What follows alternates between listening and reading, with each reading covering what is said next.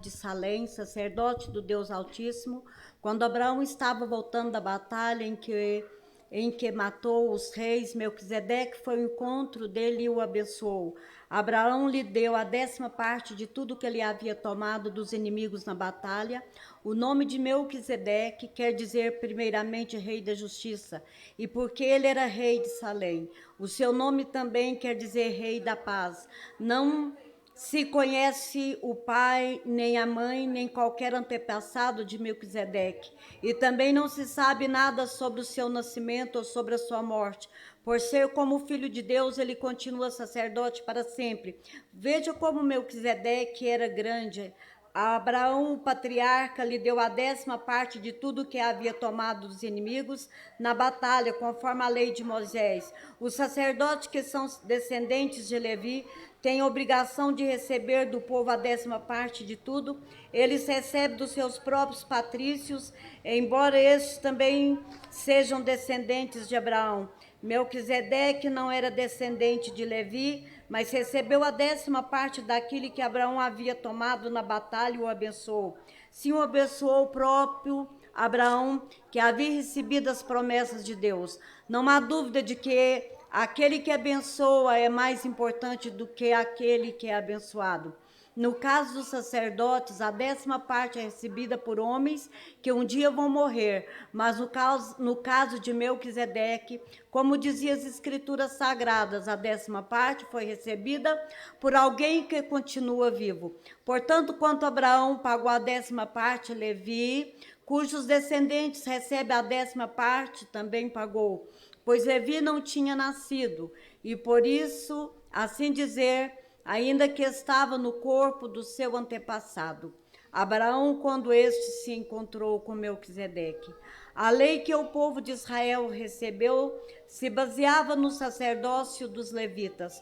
Ora, se o trabalho dos sacerdotes levitas tivesse sido perfeito, não haveria necessidade de aparecer outro tipo de sacerdote da ordem do sacerdócio de Melquisedeque, senão da ordem de Arão. Pois quando se muda o sacerdócio, a lei também precisa ser mudada. E o nosso Senhor Jesus, a respeito de quem são ditas essas coisas, pertencia a outra tribo, e nenhum membro dessa tribo jamais serviu como sacerdote. É sabido que, por nascimento, Jesus, o nosso Senhor, pertencia à tribo de Judá. E Moisés disse nada dessa tribo quando falou a respeito de sacerdotes. E tudo isso se torna bem mais claro, pois surgiu um sacerdote diferente, parecido com Melquisedeque. Ele foi feito sacerdote pelas leis ou regras humanas, porém se tornou sacerdote por meio do poder de uma vida que não tem fim, porque as escrituras sagradas dizem: você será sacerdote para sempre, na ordem do sacerdócio de Melquisedeque. Assim, a regra antiga foi anulada porque era fraca e inútil, pois a lei não podia aperfeiçoar nada. Mas agora Deus nos deu uma esperança melhor, por meio da qual chegamos perto dele. Além disso, não há juramento de Deus. Não houve juramento quando os outros se tornaram sacerdotes. Porém, houve juramento quando Jesus se tornou sacerdote, pois Deus lhe disse: o Senhor jurou e não voltará atrás. E ele disse: você será sacerdote para sempre. Portanto, essa diferença também faz com que Jesus seja a garantia de uma nova aliança. Melhor. Há ainda outra diferença. Os outros sacerdotes foram muitos, porque morri e não podia continuar o seu trabalho. Mas Jesus vive para sempre. O seu sacerdócio não passa para ninguém. E por isso ele pode hoje sempre salvar as pessoas que vão a Deus por meio dele, porque Jesus vive para sempre a fim de pedir a Deus em favor deles. Por isso Jesus é o grande sacerdote de que necessitamos. Ele é perfeito, não tem nenhum pecado ou falha. Ele foi separado dos pecadores e elevado acima dos céus. Ele não é como os outros grandes sacerdotes, não precisa oferecer sacrifício todos os dias, primeiro pelos seus próprios pecados, depois pelos pecados do povo. Ele ofereceu um sacrifício uma vez por todos, quando se ofereceu a si mesmo. A lei de Moisés escolheu homens que são imperfeitos para serem grandes sacerdotes, mas pela promessa feita com juramento, a qual veio depois da lei de Moisés, Deus escolhe o Filho que se tornou perfeito para sempre.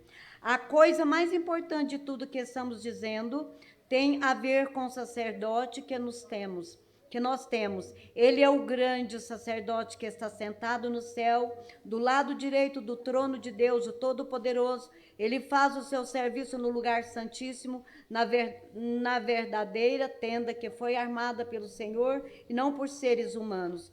Todo grande sacerdote é escolhido para apresentar a Deus as ofertas e os sacrifícios de animais, e por isso é necessário que o nosso grande sacerdote tenha também alguma coisa para oferecer. Se ele estiver na terra, não seria sacerdote, pois existem sacerdotes que apresentam as ofertas de acordo com a lei de Moisés. O trabalho que esses sacerdotes fazem é, de fato, somente uma cópia, uma sombra do que está no céu.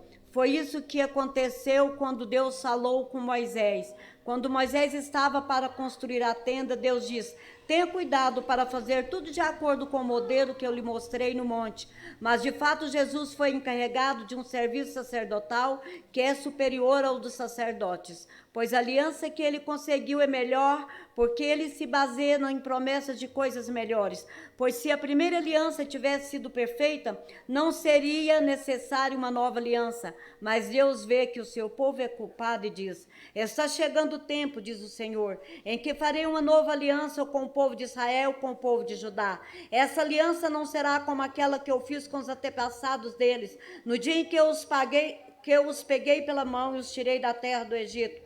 Não foram fiéis à aliança, não fiz com eles, e por isso, diz o Senhor, eu os desprezei. Quando esse tempo chegar, diz o Senhor, farei com o povo de Israel esta aliança, porei as minhas leis na mente deles, no coração deles as escreverei, e serei o Deus deles, e eles serão o meu povo. Ninguém vai precisar ensinar o seu patrício, nem o seu parente, dizendo: procure conhecer o Senhor, porque todos me conhecerão, todas as pessoas mais humildes como as mais importantes, pois eu perdoarei os seus pecados e nunca mais lembrarei das suas maldades.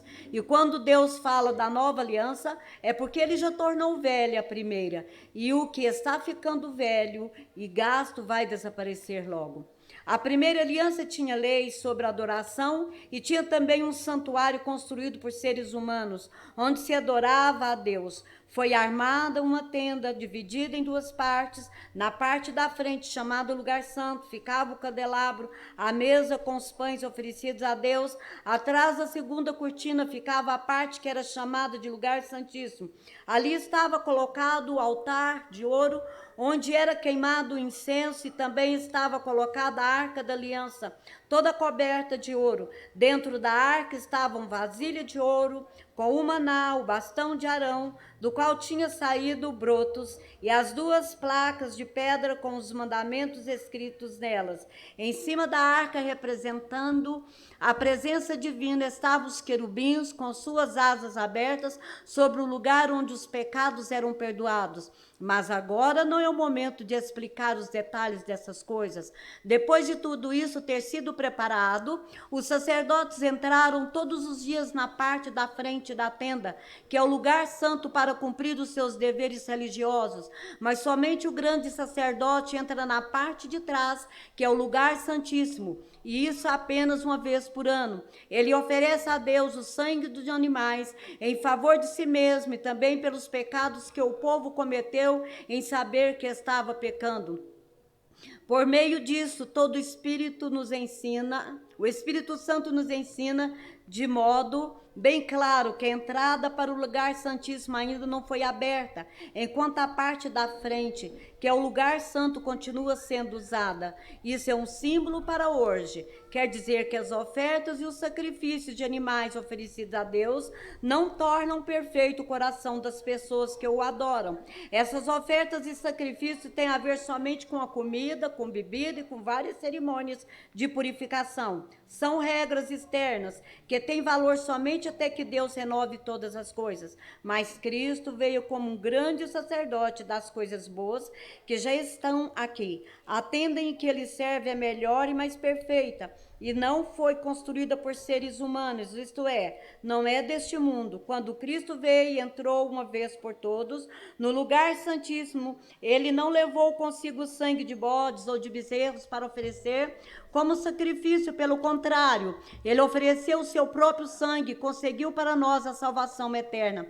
O sangue de bodes e de touros e as cinzas da bezerra queimada são espalhadas sobre as pessoas impuras, e elas ficam purificadas por fora. Se isso é assim, imagine então quanto maior é o poder do sangue de Cristo.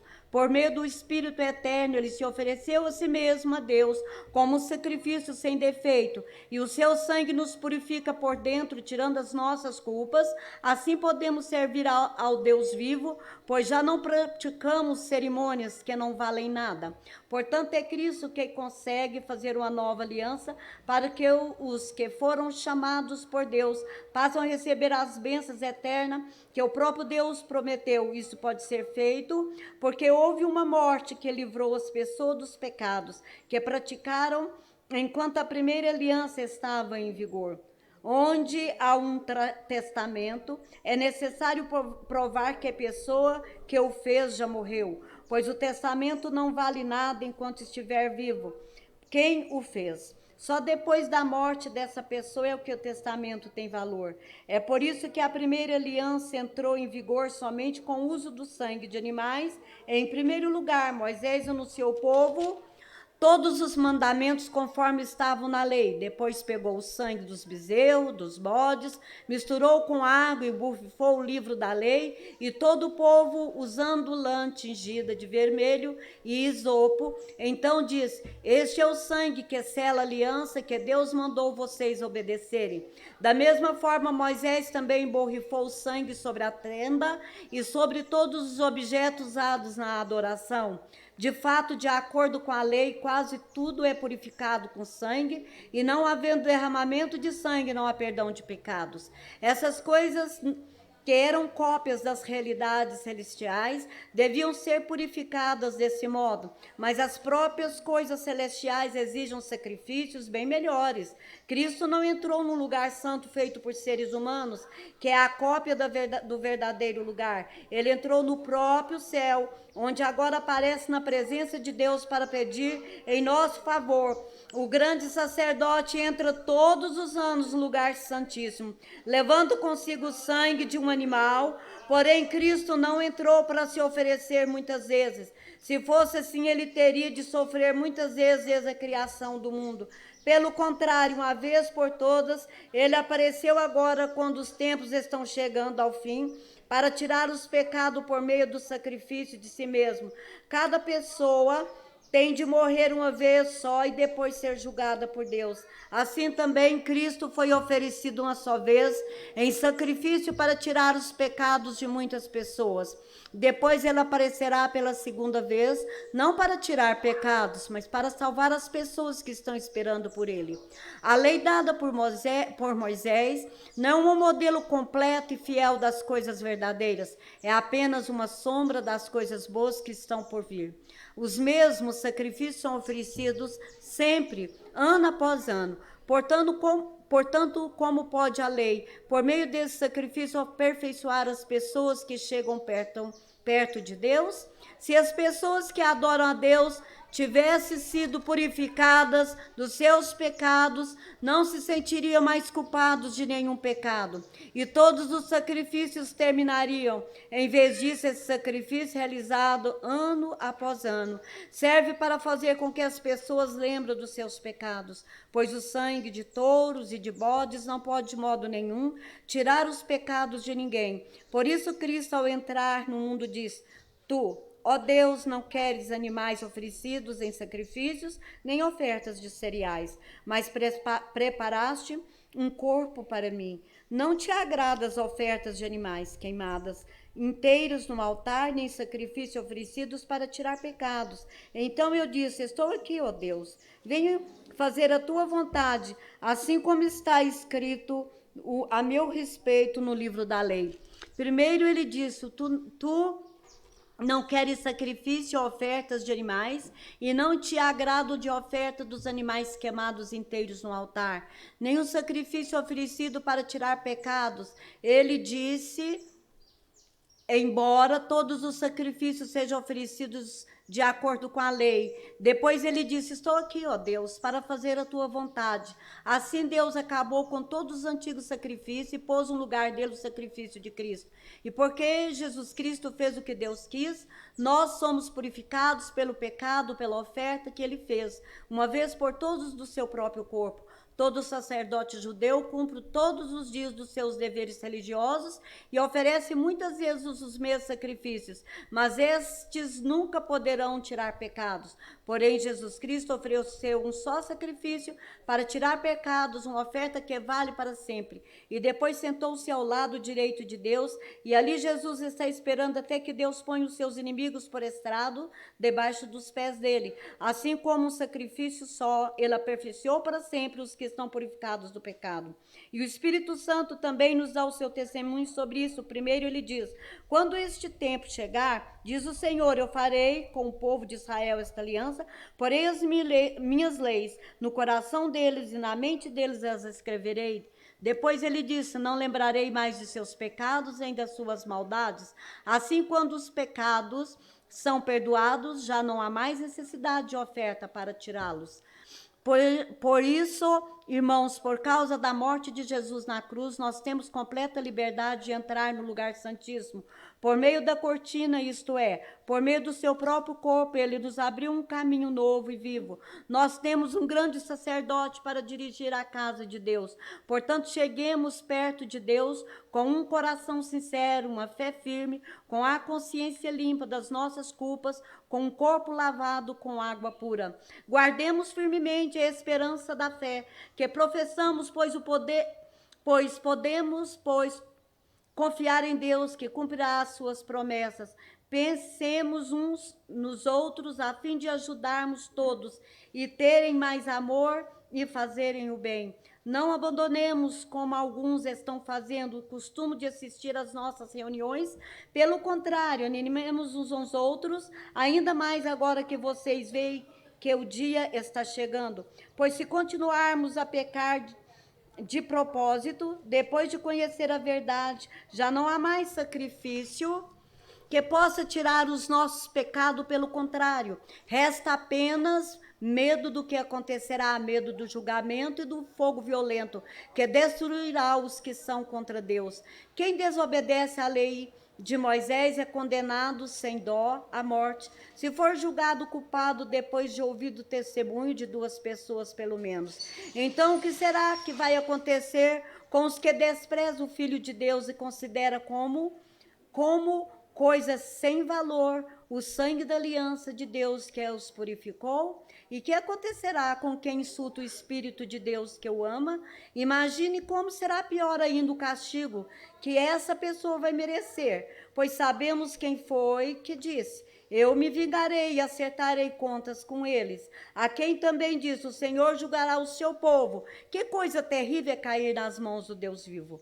Lembrem de que aconteceu no passado. Naqueles dias depois que a luz de Deus os iluminou, vocês sofreram muitas coisas, mas não foram vencidos na luta. Alguns foram insultados e maltratados publicamente, e outras ocasiões vocês estavam prontos para tomar parte do sofrimento dos que foram tratados assim. Vocês participarão do sofrimento dos prisioneiros, e quando tudo que vocês tinham foi tirado, vocês suportaram isso com alegria, porque sabia que possuíam uma coisa muito melhor, que dura para sempre. Portanto, não perca a coragem, pois ele traz uma grande recompensa. Vocês precisam ter paciência para poder fazer a vontade de Deus e receber o que ele promete. Pois, como ele diz nas Escrituras Sagradas, um pouco mais de tempo, um pouco mesmo virá aquele que tem de vir. Ele não vai demorar. E todos aqueles que eu aceito terão fé em mim e viverão. Mas se uma pessoa voltar atrás, eu não ficarei contente com ele. Nós não somos gente que volta atrás e se perde. Pelo contrário, temos fé e somos salvos.